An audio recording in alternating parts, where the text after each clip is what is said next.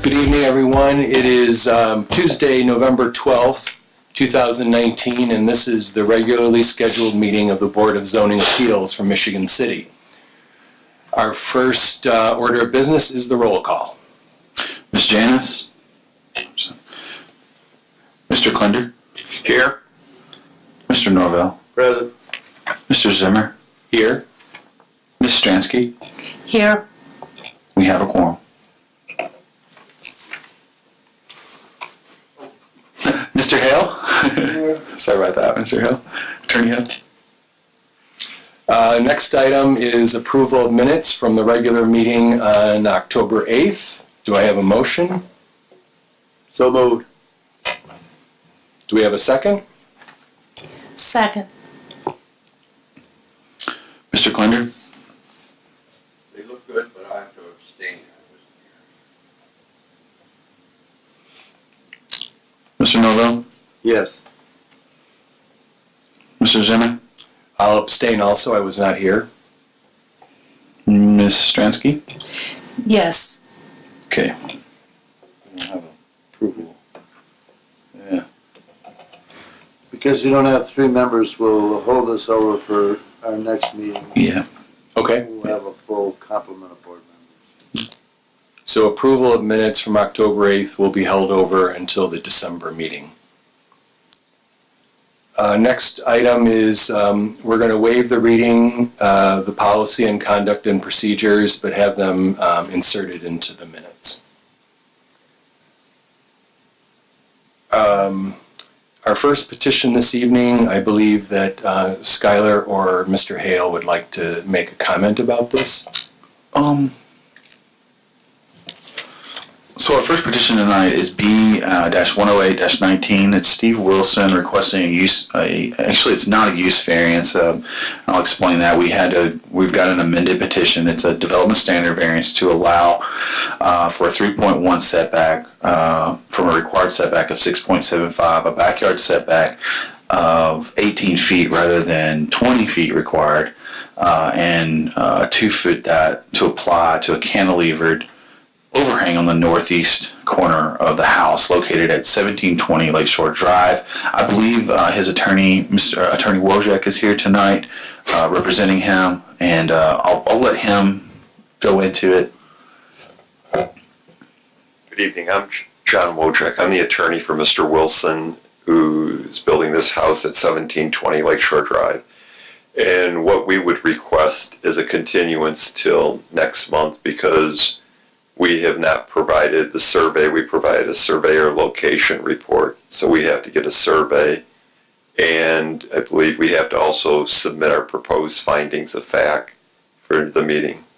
And I can explain a little bit more. And kind of create more clarity in the petition. A little bit more clarity so that I can make my staff report as clear as possible to the board so that you guys can make a decision that's a conscious decision of so you understand what you're approving or disapproving. I just wanted a little bit more clarity, so I support the continuance if you so grant it. And he has came in and given me some more information, but a survey, the boundary survey, just can't be done today. It needs to be planned out so he can get on the list to get it done. But I think it would offer some clarity, and it will give us a peace of mind if we so choose to approve. If you so choose to approve the what is being requested. Very good.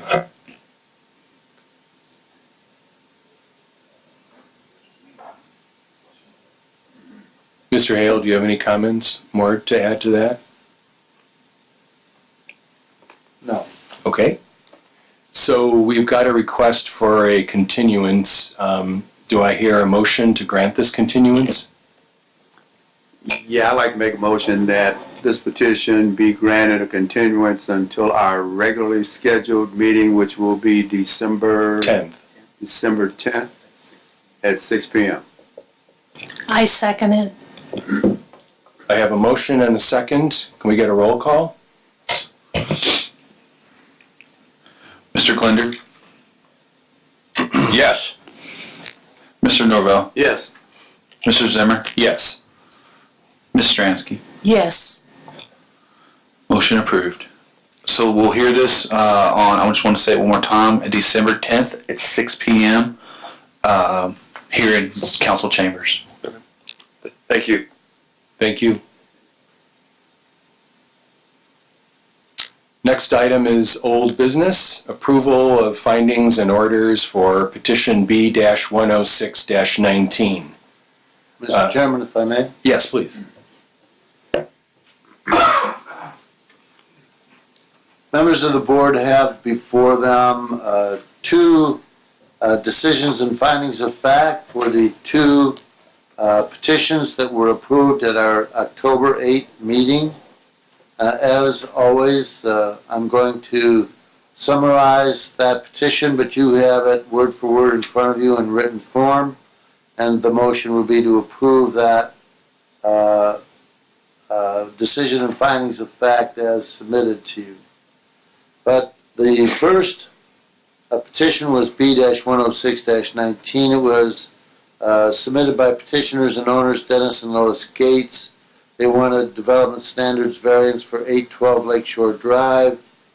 They were requesting that they be allowed to construct a new home on a very small lot at 812 Lakeshore Drive. You'll recall that the board found as follows, that the proposed improvements would be built per all applicable codes and ordinances as required for single-family homes, would not adversely affect public health, safety, morals, and general welfare. By removing encroachments onto neighboring properties would enhance the safety and welfare of the surrounding area and neighbors. Would also not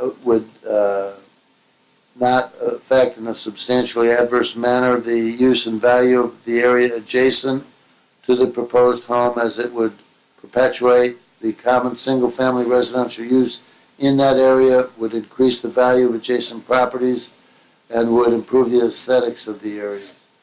It would also maintain the use and character of the area while allowing new investment into the property. And finally, the application of our zoning ordinance in this case would result in practical difficulties given that the lot is extremely small, and to meet the required first floor square footage, at least one or more variances to the setbacks would be necessary to allow any use on the property. There was a home on the property, you'll recall, that was demolished. So, following this, the board approved that request, but it was subject to several conditions, which I'm going to read. First, all encroachments on the surrounding properties must be removed as shown on DH2W's existing site plan and the Thate survey dated 8/9/2001. Also, no new encroachments may be constructed. 2, the second floor deck will not be allowed and shall not be constructed. 3, only one kitchen shall be installed in the home, and the home will remain single-family use. 4, the petitioner shall comply and satisfy all requirements of the sanitary district as stated in their recommendations concerning protection of the sanitary line. And 5, the off-street parking area shall be installed and maintained as shown on the proposed site plan. Following the public hearing on October 8th, 2019, and following the presentation by the petitioner, and based upon the presentation, the documents, testimony, remonstrances, and other matters brought forth, this board approved and granted that petition B-106-19, but subject to the conditions which I just read to you. As indicated, an appropriate motion would be to approve the decisions and findings of fact as submitted to the body. Can I get such a motion? So moved. And a second? Second. Mr. Glender? Yes. Mr. Norvell? Yes. Mr. Zimmer? Yes. Ms. Stransky? Yes. Motion approved. And next, petition B-107-19, the decision and findings of fact for this petition submitted by petitioner Wholesome Hyde, Inc. The owner of the property was Hoosier Management Company, LLC. The request was for a use variance for property at 500 Warranty Road. A public hearing was held October 8, 2009. This body found that the requested use to allow manufacturing of rawhide dog treats would be permitted, but subject to the following conditions, which again I'm going to read in entirety. One, the approval shall be for the washing and processing of animal hide only. There shall be no rendering, canning, or other similar processing conducted on the premises. The major raw material shall be animal hide. B, there shall be no exterior storage of raw materials of any kind, including shipping containers, crates, or boxes. C, sanitary district shall approve pre-treatment plan prior to operation or discharge into the city sanitary sewer system. D, in the event that the city receives complaints regarding odor generated from the facility as part of the manufacturing process, the city will inspect the property and if deemed necessary by planning department staff. The owner shall work with the city to abate the odor using methods approved by the city. Based upon the entire petition and the presentation at the public hearing on October 8, 2019, documents, testimony, remonstrances, and other matters brought forth during that public hearing, and all materials and documents set forth in the record, but subject to the conditions that I just read, Commissioner of the Board of Zoning Appeals granted this petition B-107-19.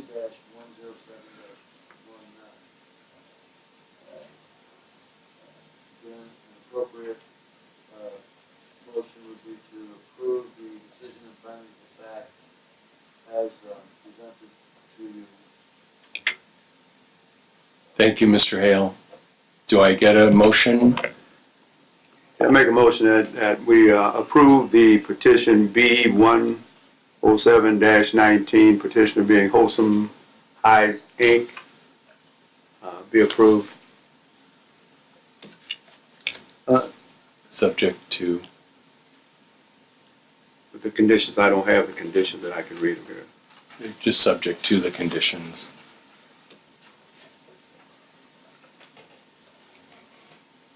Yeah, subject to the conditions. The motion is to approve the Approve this decision now. and findings of Finding fact, facts is what we're approving. Okay. Not and the- subject to all the conditions. Is that correct? Yes. So we have a motion? Second. Sorry. Mr. Clinton? Yes. Mr. Norvell? Yes. Mr. Zimmer? Yes. Ms. Stransky? Yes. Motion approved.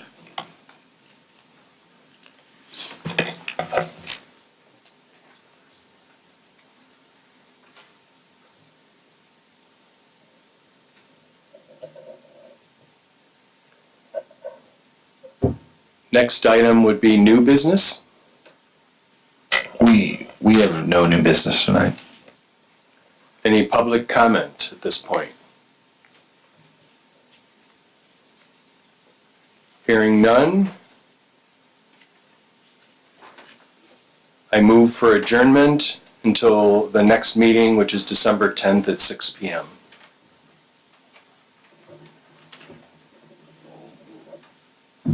Seconded.